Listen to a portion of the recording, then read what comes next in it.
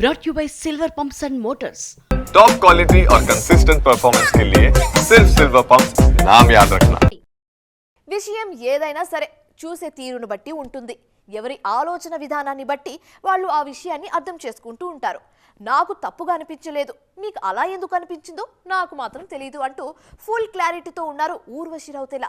ఇంతకీ అసలు ఏం జరిగిందంటారా? చూసేద్దాం పదండి. సంక్రాంతికి విడుదలై సూపర్ డూపర్ టాక్ తెచ్చుకుంది డాకు మహారాజ్. ఆ మూవీ విడుదల కన్నా ముందే దబిడి దిబిడి లిరికల్ వీడియో జనాలని అట్రాక్ట్ చేసింది.